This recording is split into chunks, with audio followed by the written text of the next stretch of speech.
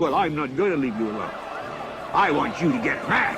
I don't want you to protest. I don't want you to riot. I don't want you to write to your congressman because I wouldn't know what to tell you to write. I don't know what to do about the depression and the inflation and the Russians and the crying in the street. All I know is that first, you've got to get mad. Hello everyone and welcome again to another episode of An Atheist Gets Mad. I'm your host, Aaron Sharp, and today we're going to be continuing our examination of Islam with another, some would say, controversial guest. If you remember last time, we had a friend of mine named ᵘᵉᵰ, who would be considered, I suppose, an anti-SJW, and today we have Kristi Winters, who many would call you an SJW. Would you say that that's correct, Kristi? I have been called an SJW, yes. Yeah, but you don't prefer that term. I am to understand that you actually prefer the term progressive activist. Yeah, I definitely would say that, yeah. And today we're going to be watching a few videos, again, from the Love Allah 328 channel. Today we're going to be starting off with relationship advice for women, which is going to be, I think, very interesting topic to talk about. And so with that being said, let's get right into this. So loving advice to those who want to look sexy, but still want to wear hijab. Can we pause it there? Because that seems weird to me. I love how we're not even 7 seconds in and we already have problems with this. And so isn't that a contradiction, though? I mean, the whole point of being covered is that so you don't appear sexy. Yeah, exactly. No shit. And the other thing too is it's like, remember, this is loving advice. We're telling you this lovingly. Don't show yourself. Just don't show your hair. Don't show your face. Just don't show any of that stuff. But we love you. We love you. We think you're beautiful. Don't show us that. Yeah, don't show us anything, but just think you're sexy and feel sexy inside, but don't do anything about it and don't tell anybody. It's something that's forced down your throat. From Glee to Gilmore Girls, you have to look hot, but you still have to draw your veil. Do they have a lot of veiled people on Glee and the Gilmore Girls? I haven't seen that. I haven't seen that episode. You know what? I don't watch a whole lot of Glee. I'm gonna assume no. I think I'm gonna say no. I mean, there might be characters, but, you know, this whole like, ooh, it's the Muslim girl, and, oh, I want to make her look so hot, but she also has to draw her veil, so, ooh, yeah. No, I don't remember that being a lot of the plot points or the song inspirations. Yeah, and the other thing, too, is that the thing about Gilmore Girls or Glee or any of these other shows is they're Western shows. They're not Middle Eastern shows. They're nothing like that. So the idea of having all of the girls wearing hijabs or wearing non-revealing clothing and stuff like that, kind of ridiculous because they're under a completely different cultural standards than they would be in the Middle East or any other place like that. So the idea of showing skin or showing your hair and stuff like that, that's not a problem here. That's a problem there. Yeah. Right? So. First, to the girls or to the people who don't dress modestly. This could be guys or girls who make excuses and say, I have a clean heart. For them, it's my suggestion, it's my thought and a caring word. Don't make excuses for what someone else is doing incorrectly. What I say is try it. It seems like sentence fragments. I think in his head they make sense together. But I don't understand how you get from, I don't have to cover myself because I have a clean heart. Like, how do those two things go together? I guess, you know, if you're pure inside, you don't have to be pure outside, but I don't know. It just doesn't, yeah, like that's disconnected. And then this whole thing about, you know, don't make excuses for what someone else is doing incorrectly. What I say, just try it. Is he the one doing the thing incorrect? I don't know. It just seems like there's a lot of sentence fragments going on that's hard to follow his thinking here. I gave an example and it shattered a lot of people's comfort levels. But you know the whole Trayvon hood thing?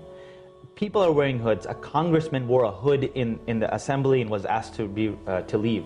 I encourage young people who need the push. Okay. The Trayvon Hood thing isn't exactly a religious-based ideology that forces you to wear a hood. That was in solidarity because a child got shot. It was in solidarity. It had nothing to do with a religious belief. Nothing at all. And apples and oranges are coming to mind. Like hoodies and hijabs. They're not the same. There's no parallels to be made here. I mean, like, They're hey, not. check it out. Like, if you want to wear a hijab and it has no religious, cultural connotation, anything like that, and you just want to wear it because it's cool, fine. Then it's basically the same as a hoodie. But the fact that people are being forced to wear these things, that's the difference. The difference is somebody wanted to wear that hoodie in the wherever it was in Congress or whatever, but then people in the Middle East and some people here are forced by the laws, forced by the culture, or forced by their parents to wear these kinds of clothing to appease some kind of mythical sky daddy that you apparently think exists. So yeah, it's not the same thing. Don't do it for Trayvon, but put a hijab or dress modestly, stop wearing such tight clothing. And when someone says, hey, you look different, it's like, hey, trying to represent. What? You could make up a... What? I almost spit on my coffee. Don't wear your hijab for Trayvon. I was like, yeah, see a bunch of, women in hijabs, like, just like tapping their hearts and going, Trayvon, man. Like, I don't Kissing see two it, like fingers and pouring out putting their up to the sky. coffee for their hood. Yeah, yes. No, these, again, apples and oranges. Just because his head was covered doesn't mean it's the same thing as wearing a hijab. Oh, this is very, very interesting. And when someone says, hey, you look different, it's like, hey, trying to represent. You could make up a funny excuse as it's like an analogy. What are you trying to represent in that case? Oh, I don't know. He's gonna crack open a bottle of like vintage Marlowe and pour a little bit on the ground for his homies. I feel like he's just done a marathon of like Bad Boys and a whole bunch, like, and he's gotten all the lingo, but doesn't really get the concepts. And doesn't understand why it doesn't really work when he uses the terms in the way he's using them. This is for my boy Muhammad. All right. Anyway. Yeah. Be like, oh, it's like the Trayvon thing. I'm just trying to dress confidently. This gives us an excuse to get around. You had nothing to do with dressing confidently. No. Oh my God. He was going out to buy fucking snacks. He went to buy snacks. He was wearing a hoodie. Okay, imagine this. You want to go outside to the store, so then you put a fucking jacket on that has a hood. And then you go and you buy the fucking snacks. It wasn't anything to do with goddamn fucking... Anyway, sorry, go ahead. No, I have the same sentiment. Even the... Yes, that part especially. We worry about what people say.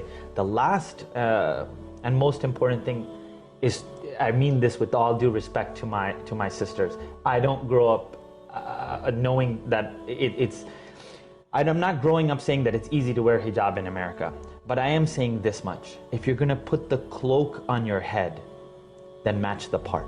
Yes, but the thing is, though, is that Muslims aren't necessarily the only people that wear head coverings, right? Jewish people do this, some very fundamentalist Christian women do this, stuff like that. So it's not necessarily like Muslims are the only ones that do it. And America has, I don't know if you realize this, a lot of people there that tend to cover their heads for religious reasons. It has nothing to do with, it's not a hard thing to do. All you're doing is wearing a headscarf, right? Yeah. But I would assume that he would mostly be talking about the negative stereotypes that come about from people wearing these kinds of headdresses. And in particular, what he seems to be saying is that, look, women, you have an extra duty. And not only do you have to dress modestly, but you have to act modestly. So you have to be perfect. Men, we can get away with stuff. We can walk around with our hair uncovered. That's fine. But, it's really sucks. But for you, it's just harder. And you're going to, and so represent, I guess, is the message. Without even questioning, why would you tolerate that level of unfairness when you can change it by changing your attitude? And I have to say, I don't know what he says about matching the part. I guess he's going to set it up now, but it is a sort of, inside outside, that you have to have an extra level of purity and demands on you to if you're a woman, because people can see immediately, because you have the hijab on or however you're covering, they're going to associate those articles with your faith. So yeah, I mean, they're more of an ambassador than men are, who can blend, who can kind of get away with being seen as secular because you can't see your faith unless you wear it on your head or on your body. And so that's what women are doing. And again, yeah, that's just, it's really super unequal. It's not. No, I don't think it's fair either. But my question is what about the moderates, right? What about moderate Muslims who don't believe that you shouldn't have to wear that you shouldn't have to wear completely loose clothing? Maybe some of them believe that you should be able to wear slightly tighter clothing. Like the thing is that there are moderates that exist in every religion, and to sit there and say that they're not any more involved in that religion than the other people is just a no true Scotsman fallacy. That's all that it is. You're setting up a standard for these people to have their faith based on, when really people are going to interpret those passages, interpret those books in a very, very different way. Every single person that interprets that book is going to interpret it differently than another person. That's just the way that human nature works. And I think I said this in the last video, is that if you want to know what's wrong with the first with the first Church of Christ, you need go no further than the second Church of Christ. Everybody has a different interpretation of their religion. So to sit there and say that, oh, these people are not Muslims, or these people are not Christians or not Jewish because they do this particular thing or they don't do this particular thing. No. That's bullshit. They're just as much Muslim or Christian or Jewish or whatever as the other person is. You're just creating this fallacy where somebody has to go by your standards. Well, you know what? Maybe they don't give a fuck about your standards. Maybe they have completely different standards. There was a campaign in Iran a few months ago where men were putting head coverings on their heads because the law had been changed, or the government was enforcing head coverings for women, and their husbands were wanted to do something to say, this is wrong, I think it's unfair on her. So to show solidarity, they would put the head covering on themselves and take a selfie with themselves and their wives. Oh, really? And so there are, we tend to think of the Muslim world as a big lumpy, thing of homogeneity, when really there's quite a lot of variation. So, women in Iran have very different experiences from women in Saudi Arabia, who have different experiences from women in Kuwait or Iraq. So there's a lot of opportunity to see moderates and to make connections with people who want to reform the more radical aspects or the more medieval aspects of their faith. Oh my God, yes, absolutely. And that's it, and it's the most obvious fucking thing in the world, clearly. People are different. Shocker. If I'm gonna wear a baseball cap sideways covering one eyebrow and I have a chain, I ain't gonna walk around in a suit with a handkerchief, right? I'm gonna play the part. No, because I'm pretty sure that I would be fine wearing a sideways hat, a chain, and a fucking suit. You know what? Dress how you want. I don't fucking care. Who cares if you're wearing a suit or not? You wear a fucking tie with fucking no shirt on and a pair of border shorts. I don't care what you're wearing. It doesn't matter. We don't have fashion police. Yeah. Oh my God, no shit. And the idea that you have fashion police in your culture is really fucking weird and foreign. And you wonder why a lot of people, and you were saying before, oh, well, it's hard to wear a hijab in America and stuff like that. Yeah, I can understand why a lot of people would be confused about that kind of thing, because we're not imposing those kinds of laws on people. We're not imposing those kinds of belief structures. So if you're choosing to make this affectionate connection with your creator, that this is yours, you look to your creator and say, this is yours, I'm going to cover it. And what affectionate connection are we having with our creator because we get dressed? Surely he can see us naked if he exists. So what does it matter what clothes we put on? He could always see our bits. That's true. Oh man, that's really true. You got to think about it. Like Allah, he's got like X-ray specs. He can see everything that's going on down there. It's just like just Allah sitting on a beach going, I see all naked people. Doesn't Allah live on like the moon or something? I have no proof that I don't think that they actually say that, but he lives up in the sky somewhere. So I'm pretty sure he's looking down on everybody and being like, yeah, you know what? Hey, those twig and giggleberries that fucking Joe has over there, not bad. He's packing. I like it. Some grade A work I think I've done there. Grade A. Yes, that's a really good one. That one could use some work. That one, oh, look, that's cute. I just made that one as a joke. I don't think anybody's going to understand what's going on there. That poor guy, he's never going to get laid. Yeah, but seriously, it doesn't matter to God what kind of clothes you wear, because presumably you're not really wearing clothes for an omniscient, omnipotent being. You're doing it so that so that men don't have to have the discomfort of having a sexual thought and then pushing it from their mind. Right. That's the real problem that centers around this, is that we don't want to inconvenience people with sexual thoughts, and these people are disproportionately, men. So women are the ones who are being covered in this, because of the way that power system works and the way that men hold power historically, But it's really about baby-proofing the world to prevent, in particular, men from having sexual thoughts. That's why women have to go through all this. Well, and the question is, how low? Seriously, how low do you actually think of men that they can't look at a girl who's wearing a clothing that shows her fucking wrist or ankle, and they can't help themselves but to jump on that? How low do you actually think of people that way? And also, how low do you fucking think of women that they're going out showing their wrist or ankle and immediately assuming that they want to fuck? They are not DTF just because they show a wrist or ankle. That doesn't make any sense. Yeah, and I just have to say, so I'm straight, but there have been women who, when they've walked in, I've been like, wow, that's some amazing cleavage. That's impressive. I'm distracted. I'm a straight woman, and I'm seriously distracted, and I have to practice talking to their eyes. So I know that there's got to be an effort, and to be honest, like the first time it really happened to me, where I got really distracted by by a woman's cleavage. And it was actually in a classroom setting, and I was watching the eyes of the professor, because once I noticed, I'm like, he's gonna look, never looked. And my respect for him went up so much, because it was only, a little bit lower than he had to drop his eyes. He never did. Kept him constant. I'm like, that is honor, that is self-control, that is respect. That is serious self-control. Or his peripheral vision game is just on point. Really, yes. Right, just stare right into her eyes. No, I'm looking in your eyes, but I'm really looking below your eyes. Look what we've become. Now we're talking about men like they can't help but look at women. Well, no, I was saying, I was relating. I was empathizing here, for a moment. But but it can be done. It definitely can be done, and we shouldn't, think the worst of men, or treat all men, or assume that all men would be the worst thing that men can be. And we have some respect, have some ability to see people's potential and honor that potential. And we have, I think, it's Western societies especially, have given men an opportunity to, through feminism, to have, instead of housewives that they're married to have partners who are equal, who can help them and understand them in ways that 150 years ago couples probably couldn't. So yes, we can think better of men, because men can be better. They are better than what religion reduces them to.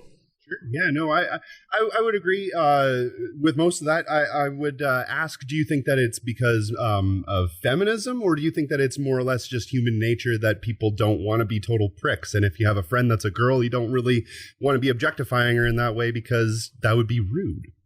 Well, I see that as like an exercise. So let's say men in Saudi Arabia don't have to practice any self-control or learn how to look a woman in the eye and not only focus on her body, to set that aside for another time, or to have a sly glance when she's not looking so that she doesn't feel uncomfortable. But obviously you look, because everybody looks. You just have to look when they're not looking. You don't want to make someone else feel uncomfortable. That's why God invented sunglasses. Yes.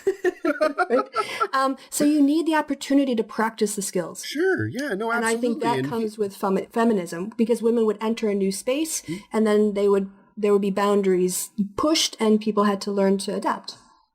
It's evolution. When you're talking about this, are you talking about pop feminism? I mean, the kind of feminism that we see on Tumblr and stuff like that? Or what do you mean when you say feminism? So I'm thinking historical feminism. So the idea that women could ever be in a voting booth was a radical idea 100 years ago, but women had to agitate, and men who supported them agitated with them, and then suddenly there were pink ballots and blue ballots. Well, that became illegal because they were differentiating on sex, and women began to vote, and then women began running for offices, but there were no women's toilets in the House or the Senate. Really? Because they were never. Oh yeah, women only got their own toilets in the House, I think, in the late 90s, and in the Senate in this last decade. Yeah. You're fucking kidding me! In the 90s? That's insane. But you know what that reminds me of?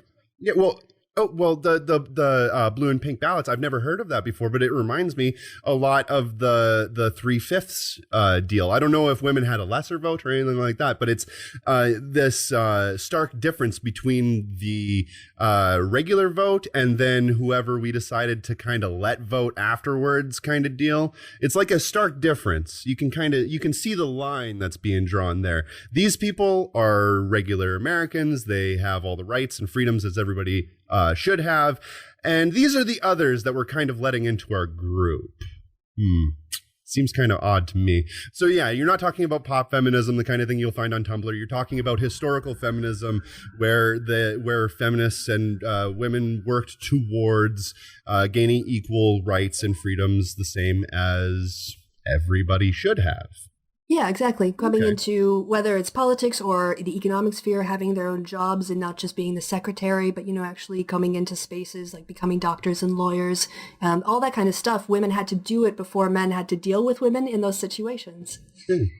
So. Yeah, and you know what? I agree with that idea of feminism. I can't personally say that I agree with the typical thing, that everybody says, the Tumblr feminists who get upset about all kinds of different things and the word triggered and all this kind of stuff. I don't agree with that. I think that that's very, very silly and damaging. But at the same time, there is a different faction, as far as I'm concerned, where people are actually talking about cultural significances and they're talking about gender equality and stuff like that. So I think that there is a difference there. I think that personally, the word feminist should have never been commandeered and used in the way that the Tumblr feminists are using it. But hey, that's the English language. It's a living, evolving thing. So we're going to have to deal with it. My solution to that is I don't go on Tumblr. That's it. I've never interacted with a Tumblr feminist because I've never gone on Tumblr. Really? I just go to like the National Organization of Women or the Planned Parenthood Action Fund or other groups that advance women's interests, or we have a focus on it because it's something I care about. So yeah, I've never kind of interacted with any of these people. I think mostly because I haven't gone looking for them. Yeah, interesting. When you allow me to meet someone that I love, then I will share that with them. So that's my advice to everyone at home having that trouble. Take the leap, try it, and keep your intention for God. And please try to make modesty something more than a cloth on your head. And we all know what that means. So make sure that you cover yourself all the time, except for the odd time that you're going to be in the room alone with the person that you're married to. Because that doesn't create sexual repression. That's I'm sure that's totally normal. I'm sure that anybody who grows up in a society like that doesn't put the pussy on a pedestal and they don't think constantly about how they really, really, really want to get laid. I'm sure that doesn't happen. I'm sure that the Catholic schoolgirl syndrome that happens in Western culture, I'm sure that's nowhere near what happens in Islam, right? I just want to say that this idea that women should cover themselves to everyone except the husband that they're going to be wedded to, and he and only he is the person for whom they should take that covering off. Because you know what? Nobody owns my body. My body does not belong to anyone. It is not his right to see me in a way that nobody else sees me. That is all bullshit. And that's what it's playing into here. It's this idea that you're special. You're precious, right? And so, like, you're a diamond. And you're if we flash you around, people will want to steal you and have you for themselves. So if you cover yourself up, then I don't have to, then you do the work of covering up your diamond, and then only I get to see your diamond because it belongs to me. That's seriously messed up. It's not romantic.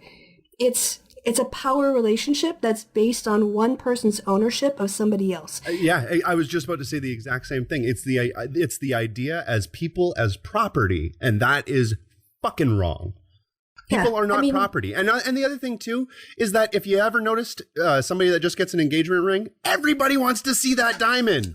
So you know what? If you got a beautiful diamond, show it off. That's all I'm saying. If you want to. If you don't want to, then don't, right? That's up to you. But it should not be left up to somebody else. Who cares if they're your husband or your parents or your fucking God? I don't care about any of that kind of stuff. All right? Do you. You do you. And then after that, who gives a fuck what anybody else thinks? There's also, I think, I know that I've heard people say that women find the covering liberating because then they feel like they're dealing with you as a person, not you as a woman in a woman's body. But I think part of the problem of that disassociation is that you think that you can't be a woman in a woman's body and still be treated with respect. So it's not the covering isn't protecting you. It's really not. It's a barrier between you and other people that feeds off of a fear and a distance. And what's really comfortable is when you walk outside with your face the way you want it to look, your hair the way you want it to look, and clothes you either feel good about or you don't give a crap about because it's Saturday, you're just running to the grocery store and you don't care who you run into, and you just walk outside and you're a person. You're just a person in a woman's body or a man's body or a trans body or whatever else, but you're a person first. And you see other people. That's what we should all feel comfortable going out of our house doing. Yeah, no, absolutely. Here's the thing. Like, I realize men and women have differences, right? Guys don't typically have boobs. Sometimes they do. And you know what? Sometimes that's great. But typically guys don't have the same body structure as a woman. Does that mean that women should be treated differently than a man? No. Of course, we should accept our differences. We should understand that we have those differences. We should work with those differences. But to treat somebody as lesser than you are because they happen to be different from you, that's reprehensible shit. And it should be stopped. Yeah. I mean, the human body is... It's a work of, it's a biological work of art. Mm-hmm. It's efficient. I really like martial arts movies, because in some ways it's like really violent ballet. And it is. If I lived in a country where women always had to be covered, I wouldn't know what it's like to be distracted by a nice set of boobs by like a man, right? Because I wouldn't see them. And it's like, I wouldn't have had that experience to suddenly see how difficult it could be to, have that challenge of seeing something very attractive, but not right now. You have to focus and stay in the moment and, do that. I didn't realize that was work until that time. No, so exactly, right? Respect men more. Yeah. And here's the thing too, it's not even just about boobs or butts or arms or anything like that. We're talking about, when you're talking about the more fundamentalist religious people, we're talking about even seeing their face, their eyes, their hands. People wear gloves. You're not supposed to know that these people are fucking people. And when you do that, you take the humanity out of them entirely and you make them seem like a different fucking organism entirely. That is not a way to get anything done. That is a way to marginalize, to mischaracterize, and to turn people from people into things that are not people. And that's not right. And please try to make modesty something more than a cloth on your head. And we all know what that means. Yeah, it means in your mind. Put the cloth on your brain. It means don't think about freedom. Don't think about yourself as a sexual being. Just put the cloth on your head as well as on your face, and your brain as well as on your face. Are you insinuating that this ideology promotes thought policing? You wouldn't be saying that, would you? Actually, yeah, I am. Oh, okay. Dang, that's exactly what I'm saying. I agree. The hijab is not the cloth on the head. It's khimar, which is something that comes over your head and covers your neck and your bosoms. And also, it doesn't indicate that you have legs. I love how it has the difference between like what he's actually saying, and then at the bottom, the words, it says covers your neck, and also it doesn't indicate that you have legs. But he said bosoms. I heard him say bosoms. I heard him say it. Bosoms is in there. Don't try to make it seem like he didn't say that, because I know he fucking said that. He said that. He said it. We have to. We're being real, right? Absolutely. We got to keep it real. Men are not. They're not exactly the most beautiful creatures in the world, right? Objection. I'm sorry. Men are beautiful. And they can be beautiful in a lot of ways. And I get it. If you're a straight guy, you're going to say women are. I agree. The female form is aesthetically pleasing. But to say that men aren't beautiful is sexist. And are you telling me that these guys aren't kind of sexy? They're kind of sexy. I mean, I'm straight. It's kind of sexy. Yeah, look at the straightness of your face, the straightness of your arms. Still a little bit sexy. I'm just saying. But the thing is that beauty is like art. It's in the eye of the beholder. I know that sounds very pretentious, but it's true, right? Now, what one person finds to be beautiful, another person might find to be repulsive. It has nothing. That's how fucking wet play exists, right? Like, it's all different. People are different. They enjoy different things. Right. And if men aren't beautiful, then men can't be sexy, so men don't have to cover themselves. But because women are beautiful and they can be sexy, and that's a problem for the guys, not the women should cover themselves. My question is, what do they do when there's a trans person? Do they tell them that like you got to wear the hijab, or do they just like how does that work? How does that work? Do they only does not compute? Yeah, does not compute. They fucking, it would blow their goddamn minds. They'd be like, I don't know what to do with this. You should cover up, but at the same time, you got a dick. You got a dick, so I can't tell you to cover up. Can you even go out in public? How about this? You mind your own business. When you're alone? Yeah, no, exactly. Mind your own fucking business. How about that idea? How about we all just try to, I don't know, not micromanage people's fucking lives and not get into their shit? I don't know. Yeah. It's a crazy thought, just off the top of my head. I don't know where it came from. You do you. That should be the motto. You do you, as you said before. But a woman carries that honor. Let's treasure that honor in a box. Did I not call it the diamond covering your diamond? Yeah, no, that's exactly. What the fuck? That's so stupid. That's so fucking stupid. So you got to make sure that you have something special. You have something special. Better hide that shit. Because somebody's gonna fucking take it and rape it. That doesn't make any sense. Yeah, that's it. You have to treat your body like something. Yeah, that's it. Women have to view themselves as a thing that could be violated, so they have to take extra precautions to not be violated. Even if that threat in their daily life doesn't exist, we still have to act like it is a threat all the time in order to not be a victim. We have to assume that we're going to be a victim in order to stop being a victim. But it's not just like when we, And the other thing that I wanted to say, sorry, I'm going to pull the social scientist card out. I read an article recently about researchers who are looking into two different kinds of sexism. One is a more overtly hostile sexism about questioning women want special rights and women take offense at things unnecessarily. The other series of questions they asked was about, women are softer or women are more precious or whatever else. So the idea is that there's a sort of a hostile sexism, and then there's what's called like a benevolent sexism. It's like, oh, let me get that for you, little lady, because you can't. It's not really like you're a person, I want to help you because you're in need. It's an infantilization. It's you're too weak, so let me do it for you. That is a perfect word for it. It is. It's infantilization. It fucking is exactly that. And you know what? At the same time, it kind of reminds me of when people say things like, oh, well, Chinese people are just better at math. They're smarter than other people. I don't think you realize this, but that's still kind of fucking racist to say. I mean, yeah, I get it. It's positive, and I wish more people would say that I was good at math or that I had a big dick. But no, it's still a little bit. It might be nice. It might seem nice, right? But it's not nice. It's not a good thing. And it's the same thing about women saying, oh, well, they are more beautiful or they're more precious or they're more. No, dude. That's like fucking your opinion, man. Right? Like I know a lot of gay dudes that I'm pretty sure would love nothing more than to have dicks in their mouth and never to look at a titty ever. Right? Yep. And they think that's beautiful. And I think that's fine. Put as many dicks in your mouth as you want. I don't care. It's a good fit. It's a good fit. Human beings, turns out, we're sexually active. And guess what? That's nature. That's how we evolved. If we didn't have those things, then we wouldn't have progressed to the point that we're at today. Oh. And as you say, it's a personal thing, what's beautiful. It's a personal thing, what's attractive. And the idea that these heteronormative ideas, that the straight the straight male, right? But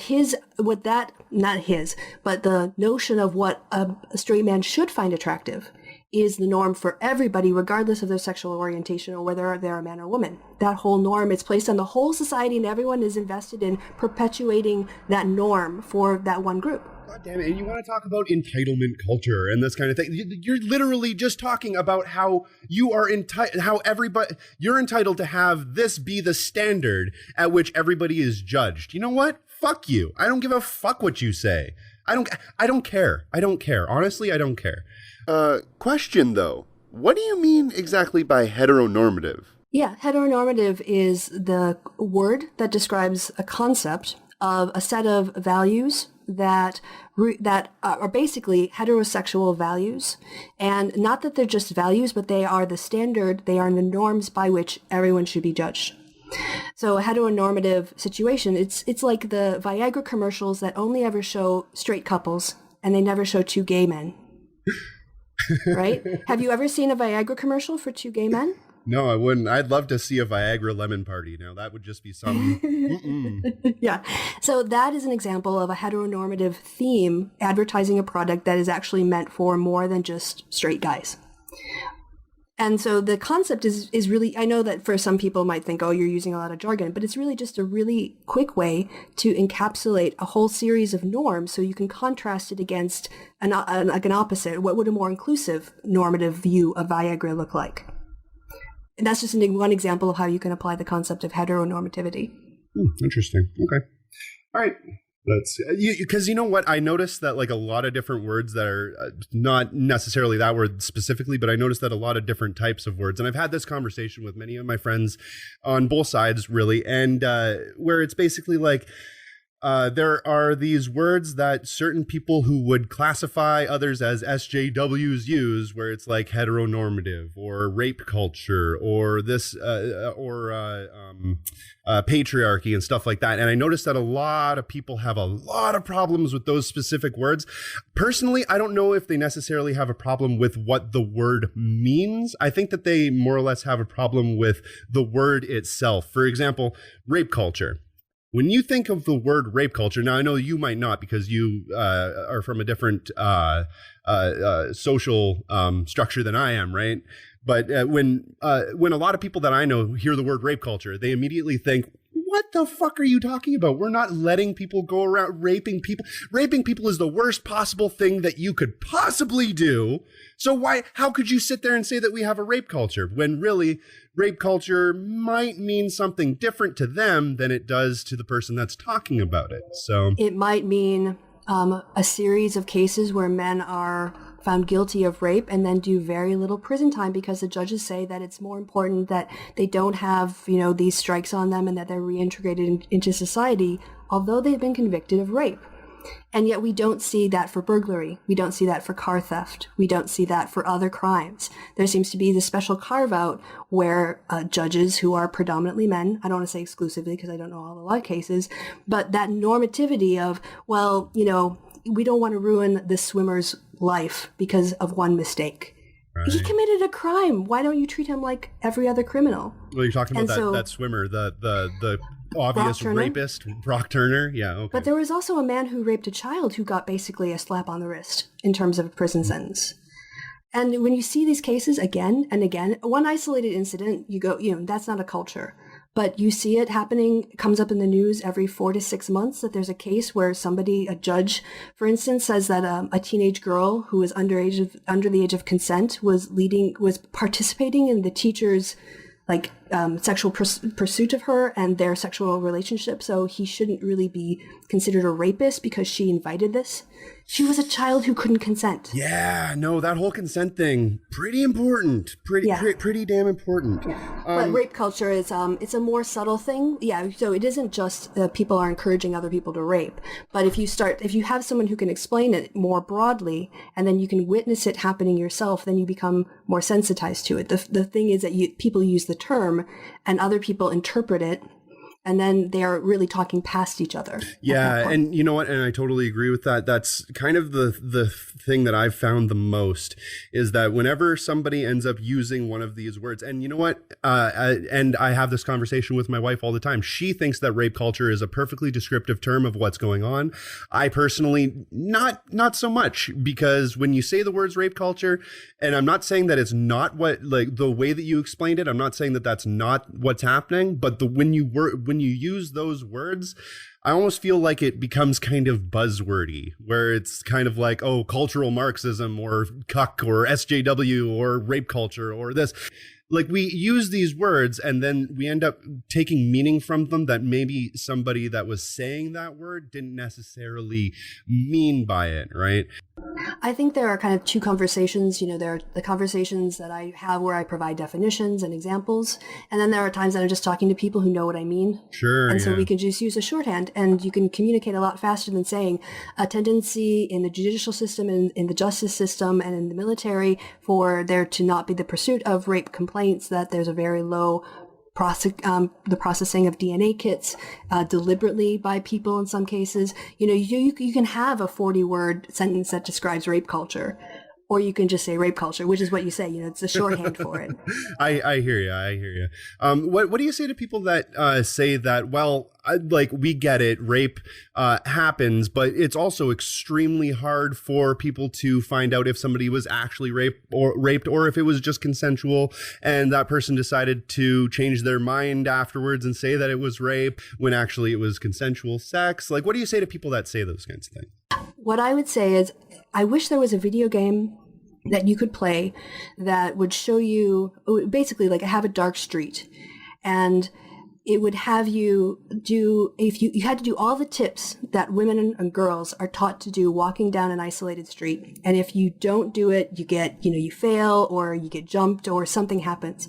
So that you just wait. Steam Greenlight is going to have this. It's going to be Rape Simulator. They're going to have it. And, so if you don't you can take your keys out of your pockets, but if you don't put your keys between your fingers, then that's not a weapon, so you fail. If you don't walk in the middle of the road because there are dodgy areas, you get grabbed. If you don't, cross the street when there's a man coming on the other side, not saying he's a rapist, but you don't know. So, you fail. Because when I walk down the street home alone, every time I have to do that. And I'd love to be in a country where I only worried about getting mugged. And not have to also worry about the sexual predatory. That would be progress for me, to just worry about having my wallet and my phone stolen. Now, is there some kind of way that you've thought of or anything like that we can determine if that was an actual rape or if that person was lying about said rape? Because personally, I think that it's fucking terrible when people lie and say that they were raped when it wasn't actually true, and we have many documented cases of that. But I also think it's fucking incredibly reprehensible when somebody actually rapes someone and then they get off any legal charges from it. So what would you do you have a way that you would be able to possibly determine that, or any kind of thoughts on that? There are people who have been prosecuted for filing false charges. There are also people who withdraw their charges, but you don't know why they withdraw their charges. So not every withdrawn charge is because the allegation was false. The person might decide they don't want to go through the court system, it's too embarrassing, or whatever else. So, other than the court system, I don't know of a way, but what I would say on the issue of consent is, if we had a scenario where, let's say, a guy wasn't really interested in a girl, but she was really interested in him, and they were out at a party. He was a little bit drunk. She was at the party. He started doing shots and got quite drunk, and she came over and started encouraging him to drink. He was too drunk to drive, too drunk to walk, but they go back to her room and they have sex. And the next day he's thinking, I made a terrible, that was not what I wanted. I was not in my right mind. I was not able to actually think of what I wanted because I was too drunk. I wasn't able to consent. I was raped. And I think that when people talk about drunk sex, the concern that I have, if you have people who know each other and they've had a sexual relationship and they're both into it, that's fine. But if you have a stranger situation or beginning of a relationship situation and someone uses alcohol to get someone so drunk that they're not able to give consent in order to have sex with them, that person to me is a sexual predator. And it doesn't really matter if it's a man or a woman. Whoever was made to penetrate or was penetrated in that situation, really too drunk to consent. Those are the situations that I think people would say he woke up the next day and realized he made a mistake and regretted it and then said he was raped. Well, no, he was well beyond the ability to give consent, like when she came over and then she perpetuated that state in my scenario in order to get him in bed. So she was taking advantage of that situation because he was in an incapacitated state. Sure. Well, what would you say to somebody that, because as far as what you've explained, And I agree with you that if somebody is so drunk that they are unable to consent, then that is rape, regardless of sex, regardless of anything else. The consent is the deal, right? But what about my question really is that, so if where do you draw that line, right? Like, how drunk does a person have to be? And like, of course, you have to remember it depends on body size. It depends on the amount of liquor that they've had. It depends on the type of liquor that they've had, stuff like that. So and this is where it gets fuzzy for me, is that when somebody is drunk and they say, hey, I want to have sex, and then the next day, well, then they say, oh, well, I actually didn't want to have sex and now that was rape. Like, I see that as a problem, right? Because you kind of can use that almost as an out. You know what I mean? Like, and I know that a lot of people have that problem. And the scenario that you set up, 100% accurate, right? Like, if somebody is too drunk to consent, that's wrong. But if they're just drunk enough that they lowered their inhibitions a little bit and they decided to consent, or maybe they're a little bit past that, like, where do you draw that line is my question. I don't know that there's a line, but I would say that the guideline is, if you have any doubt about the person's ability to consent, just wait till they sober up a little bit. Because if they wanted to do you drunk, they'll want to do you sober. And that way you both know what you're doing. That depends. I mean, I've had some beer goggles once in a while where I really want it. And then the next day I'm like, oh, maybe not. It turns out that was a ficus tree. Yeah, there are gray areas, but I think, just as women are asked all the time to protect themselves by changing their behavior, that in these cases, men aren't often asked to say, wait till she sobers up, protect yourself. And I think that would be a good message of protection that we could put out there that would probably reduce the number of rape accusations. Because I know that when I'm too drunk to drive, I can still talk and interact and make jokes and probably do bad karaoke. But it doesn't mean I should sign a contract committing me to do something for the next 3 years in that state. So if someone really wanted me to sign that contract, they wouldn't do it at the end of the night. They do it the next day. And I think that that's just a good rule. If you have any doubt, protect yourself and just don't. So I would say personally that a good barometer to go off of would be if you're too drunk to operate heavy machinery, you're too drunk to operate this heavy machinery, if you know what I'm saying. Yeah. Okay, that was. And can I say, no, I don't think a woman or a man would ever be offended by someone who said, look, I am really into you and I'm very attracted to you, but I want to make sure that we're both sober when this happens because I want to be aware. And so I'm going to go home. I'm going to call you and I hope we can have dinner and maybe 1 or 2 glasses of wine and that's it. And then see what happens. I honestly think that would be, for me at least, a huge turn on because it says something about that person and what he thinks of me and himself and what he wants us to experience. That would be a total turn on. So waiting, I just think it would be a really good, not like strategy, but you're protecting yourself. You're able to be gracious and it makes, I think, a good impression. Yeah. Okay. Behind a veil or within the confines of modesty. Women are treasure. They are beyond. Treasures. They are the princesses of the home. Women, don't forget, women are they're prizes to be won. You remember Aladdin, that whole thing? I'm not a prize to be won. Yeah, turns out they are. Princess and Mario. Gotta rescue her. Well, then you get her. If you rescue her, you get her. And at the end, you get cake. But I'm pretty sure she means pie. She's my cherry pie. For those of you. And if you treated an empress and you never see the queen or the empress trotting around in whatever she wants. She's always dignified. And that's what Islam wants to do. Not true. Actually, culturally, I don't remember the exact date, but I'll put it up on the screen if I can find it. Back in olden times, the royalty or the more regal women actually wore sheer clothing so you could glimpse at their breasts, because a royal woman in the West was considered, like, her breasts were considered like fucking amazing, like, oh my god, you can only glimpse at those things. But then the peasant women, it didn't really matter if they had their titties hanging out all day long, because they just weren't It wasn't a thing back then. It was like, oh, well, hey, look, that peasant woman's got her top off. Who really gives a shit about that? Oh, She's my God, look at her her kids. Yeah, exactly, right? And then they'd say, oh, my God, look at this royal woman. You can just glimpse her nipple. Oh, my God. So, yeah, no, it's not true. It's just you're factually inaccurate. Maybe in your culture, in the Middle East, stuff like that, maybe that is true, but that's not true everywhere. And to make those broad generalizations about the past is just about as egregious as when you're making broad generalizations and flat out just false assumptions about fucking evolution and science. So fuck you, maybe? Yeah, the psychology of this is you're so beautiful and special that we need to put a barrier up around you. And we need to keep you controlled and keep you away, so that there's mystery and distance and dignity. And we need to regulate your human interactions because you're so special.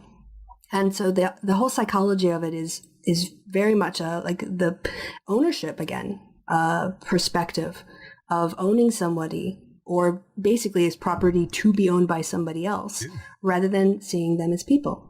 Well, and they're literally saying that you're not a person, you're a prize, you're a diamond, you're a fucking this thing and that thing. Whatever. You're a princess. Yeah. Okay, great. Who wants to live as a Saudi princess? Talk about the most regulated life in the world. Oh my God. But you know what? I might. That's a lot of money. I might be able to buy a fast car. No, because you can't drive it in Saudi Arabia. Oh my God, you're right. Oh, Jesus. Maybe I'll be a trans woman and then I'll get myself a Saudi prince. You can't tell me to go. You can't tell me I can't go out alone. Look, I got a dick. Okay, sorry. Anyway. Give honor not just to men and not just to women, but to our society. Yes. And it might not make sense in the beginning because Lady Gaga wore meat. She made a meat dress. And she said, I don't want to be looked at as a piece of meat.